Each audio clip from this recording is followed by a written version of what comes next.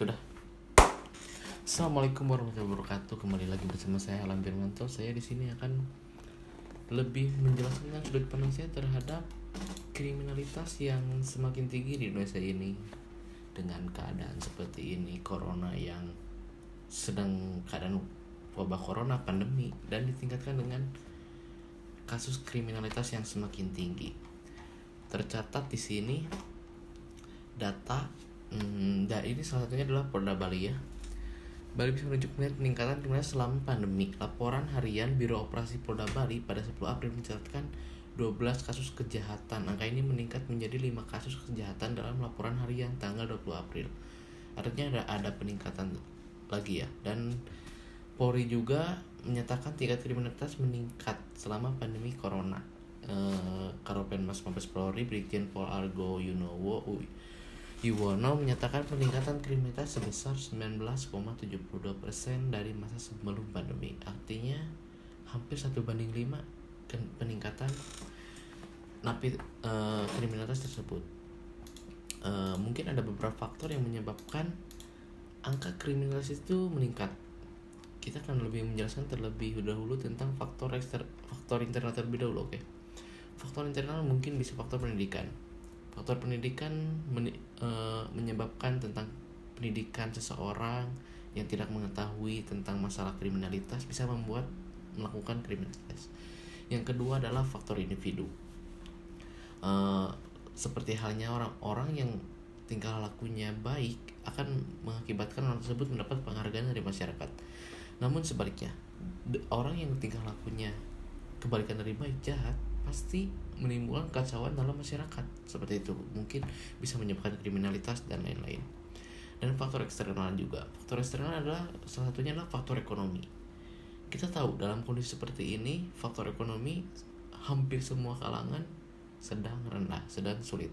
Karena pandemi corona ini banyak orang yang ter-PHK, banyak orang yang tidak penghasilan, banyak orang yang dari tadinya berpenghasilan seberapa menjadi berkurang, banyak halnya. Faktor ekonomi. Kedua adalah faktor lingkungan. Faktor lingkungan juga memiliki faktor yang atas terjadinya tindak pencurian. Seorang yang hidup di dalam lingkungan yang mendukung untuk dilakukan pencurian pasti melakukannya. Seperti misalnya di dalam lingkungan yang kurang adanya pengawasan pasti meningkatkan seseorang untuk berbuat kriminalitas.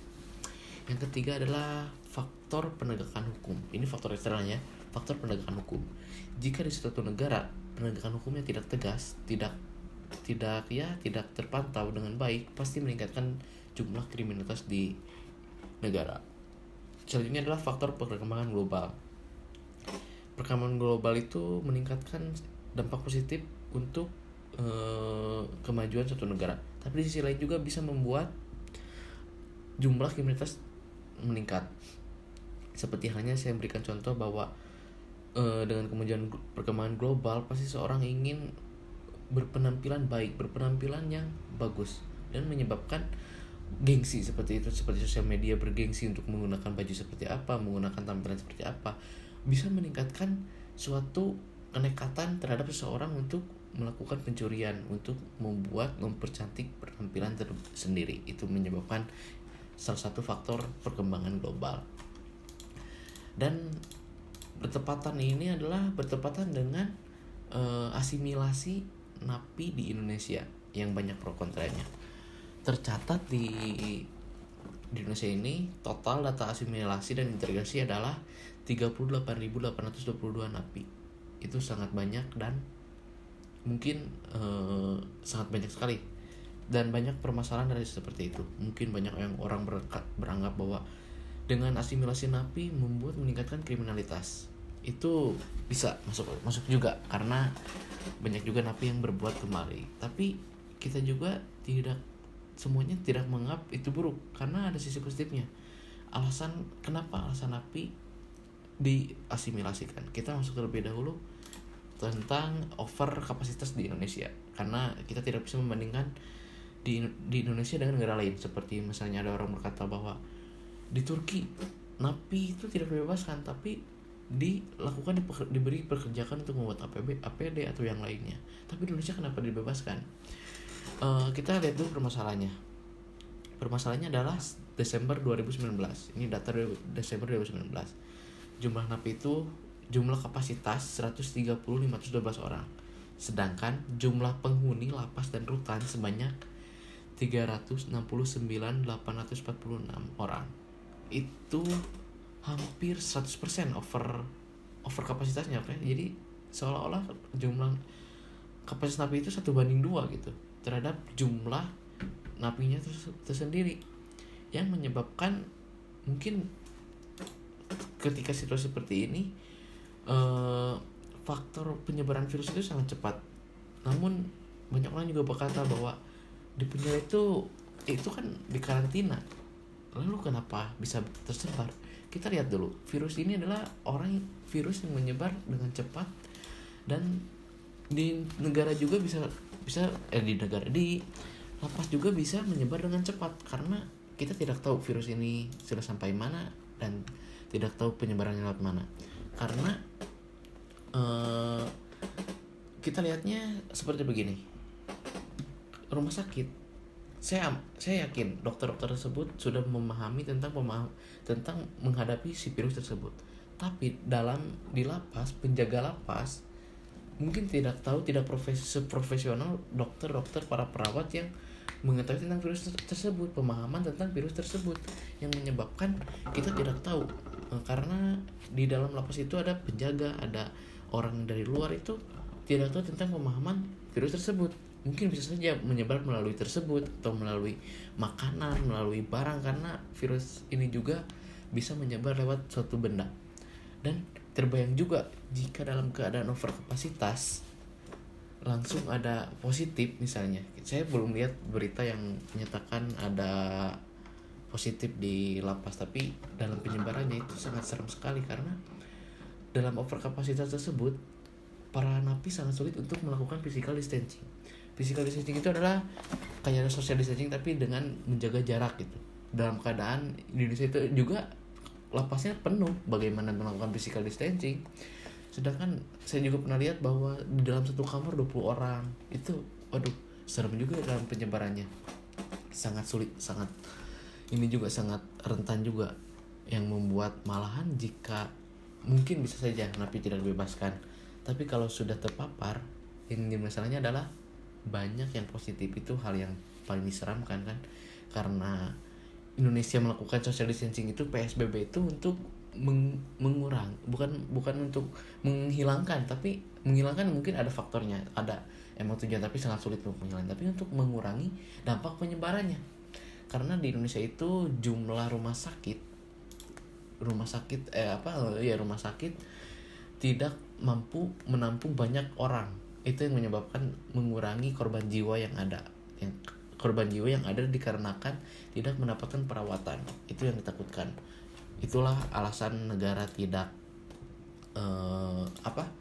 mengurangi dampak penyebarannya dengan melakukan asimilasi, salah satu contohnya, dan social distancing ini, karena berbahaya juga jika dalam penyebarannya itu konteksnya menyebar langsung tanpa ada pemerintah himbauan, tanpa ada apapun keputusan. Mungkin penyebarannya tersebut akan memiliki grafik seperti ini, naik jadi langsung menyebar dan turun, hilang. Sedangkan kalau social distancing seperti physical sekarang PSBB pasti seperti ini, tidak terlalu menyebar dan mengurangi korban jiwa yang dikarenakan oleh sebuah tidak terawat. Itulah. Selanjutnya adalah tentang permasalahan pembebasan napi asimilasi. Di negara lain juga terjadi pembebasan napi, bukan hanya di Indonesia. Seperti contohnya di Iran, 85.000 napi terbebas.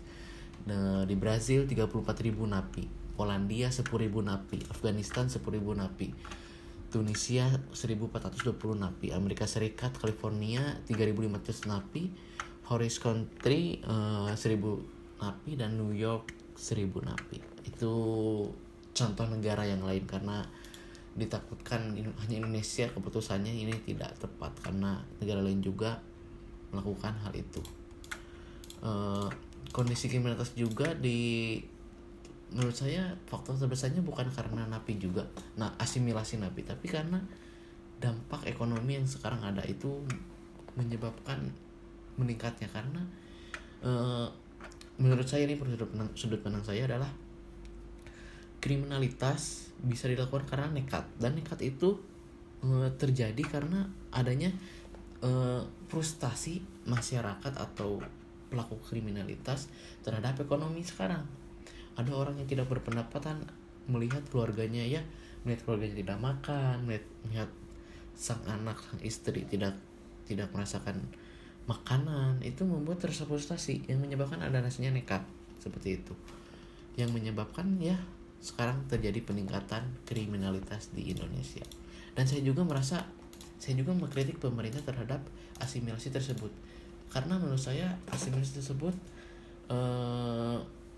seharusnya, ini menurut sudut pandang saya, adalah untuk melakukan survei terlebih dahulu terhadap keluarganya, jadi lebih disaring gitu untuk mengasimilasi napi tersebut, seperti mensurvei keluarganya apakah siap untuk menampung sang napi tersebut, atau melakukan psikolog terhadap napi tersebut, apakah napi tersebut akan kembali lagi kepada kriminalitas atau tidak, atau napi tersebut tidak ingin keluar. Maksudnya banyak juga napi yang betah di sebuah penjara dikarenakan makan gratis seperti itu, yang menyebabkan banyak orang yang napi ingin kembali itu melakukan kriminalitas seperti itu.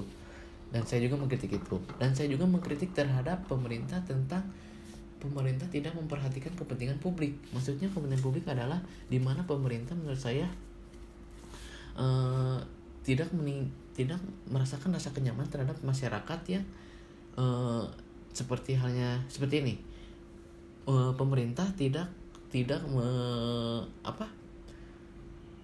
menjamin rakyat masyarakat untuk tentang asimilasi tersebut. Maksudnya menjamin bahwa napi tersebut tidak akan kembali tidak akan kembali ke kriminalitas itu, karena kita lihat bahwa keresahan masyarakat juga terlihat karena halnya asimilasi napi tersebut. Itu adalah sudut pandang saya semuanya tentang kriminalitas yang meningkat di Indonesia. Selebihnya mungkin ada kurangnya, ada atau lebihnya.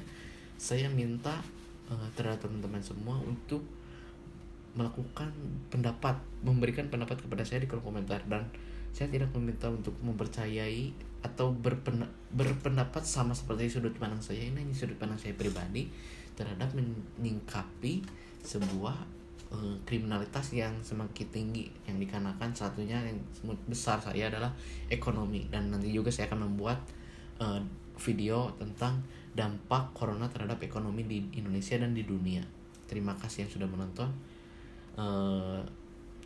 Terima kasih dan sudah. Thank you. Semoga saja menjadi berkah tentang pemahaman ini. Terima kasih.